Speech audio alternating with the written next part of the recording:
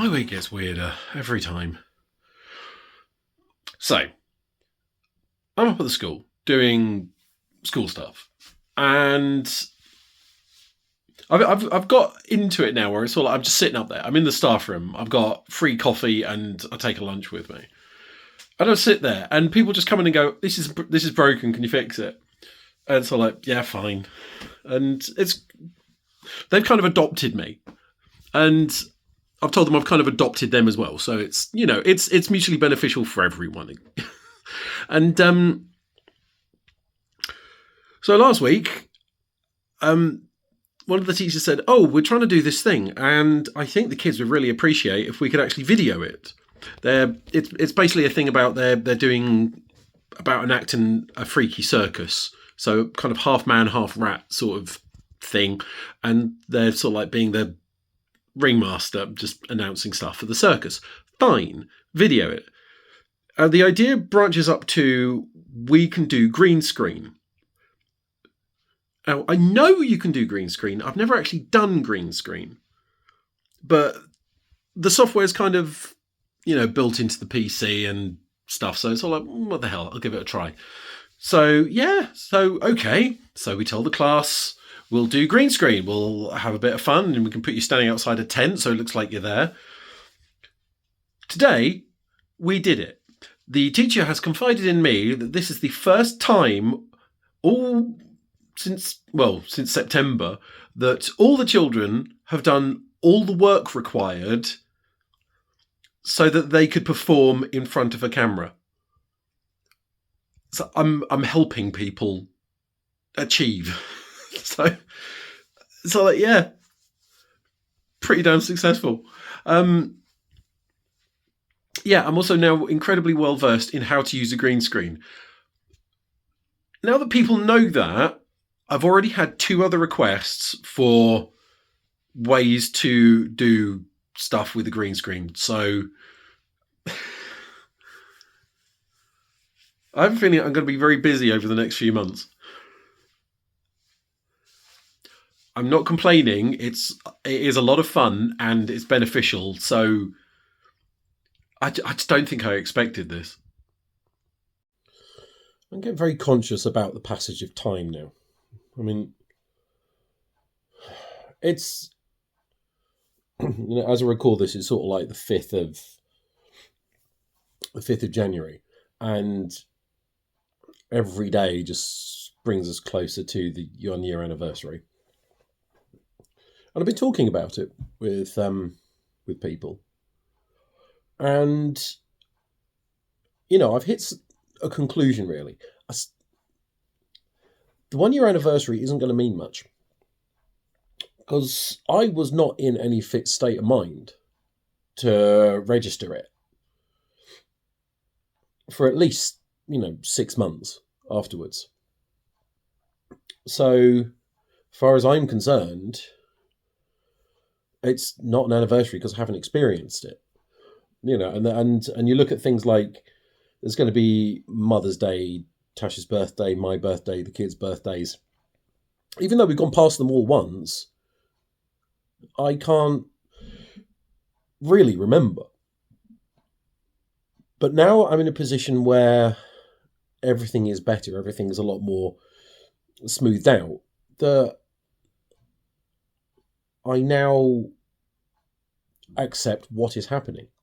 But this time, I now understand it. And so, as far as I'm concerned, 2024 is going to be the first time I've experienced it. So emotionally, that's I think going to be more difficult this year. In a better place, but emotionally hurting. I've even had teachers at the school, wanting to have conversations because there are things like, we've got Mother's Day coming up and we can exclude your children from doing activities. We can find something else for them to do. And I've said, no, just keep up normal lessons. Keep them as part of, the normal situations, because they're going to want to talk about it, talk about mummy. And, at that age, kids are going to ask questions. And other children are going to ask what's happened and, why mummy's not around anymore. And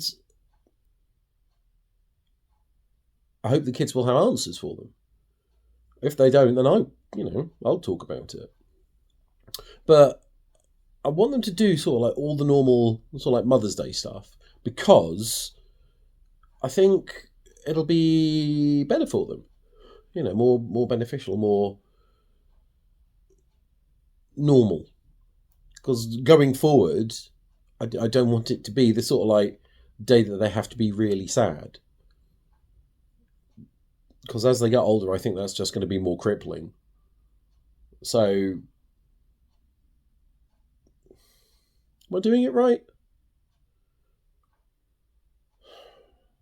I'm having some serious imposter syndrome about all of this. I'm second guessing everything. And the only benefit to this is that if you're too dumb to know what you're doing, you think you can do it. But if you have to second guess yourself, it means you're always looking for ways to improve. So, in no way do I think I can do this. And I'm always trying to figure out how to do it better. And now I feel I have the means and ability to do it better. I just don't quite know how to do it better. Does any of that make any sense? Or am I just rambling like an incoherent 40-year-old man? Actually, another good thing did happen this week. With all of the school background set up, I think I said before, to make sure that the teachers can email the teachers and stuff, I've put the teachers' pictures on their accounts. So when you start typing in the teacher's name, their picture appears. And I've spoken to a couple, and some have said, can you just replace my picture with either this updated one or a different one? It's all like, yeah, fine. And then I had one teacher who just said, can you just make me look good? And we laughed about it. And I just sat there this weekend and going, actually, maybe I can. So, what I did was I used art generation to create what is effectively a body. Using sort of like some simple text. You can do this yourself. There's loads of different websites. I tell everyone about dream.ai by a company called Wombo. It's pretty good, and it doesn't allow you to do naughty things. So I've shown it to the kids at school, and the art generation is fantastic. Kids' minds on how they do stuff is brilliant. But anyway, so it's a case of you can put in tags like photorealistic, 4K style, LinkedIn profile picture for, put in particulars. And it'll come up with this quite interesting looking person. A little tip though, if you put comma fixed face afterwards, it will readjust the face to be a bit more human and slightly less, like less nightmare fuel. But then what you can do is there is another thing called in-painting, where you feed that image back in, and you can use in-painting to remove something in a background of a photo. But what you can also do is select a face and say in-paint, and then give it another image to paint over the top.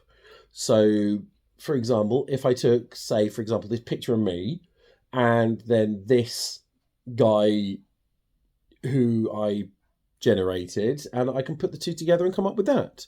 Does it look like me? Sort of.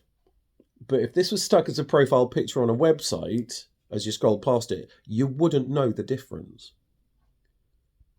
I think that's pretty cool. It is scary as all hell, but it is pretty cool. And that's where the video was going to end. Until Friday. Now, I've told stories before about Clara scaring the absolute living daylights out of me, going on a climbing frame or climbing out of the front room window to get outside, or just going face first down a slide at Jumpin' Jacks, and it's always scared me. She has no fear. Even the teachers have said that. So like she will dangle upside down from the rope bridge on the climbing frame at school, and then just drop herself off it and catch herself on her hands and go into a flip.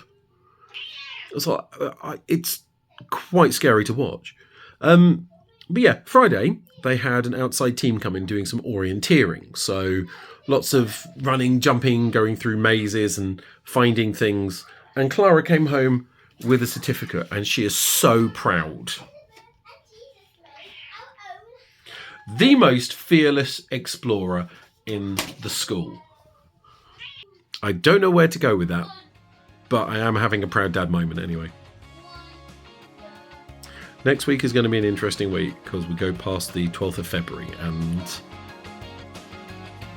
that's hitting the final end game. But for now, I will say bye. And I'll see you next time.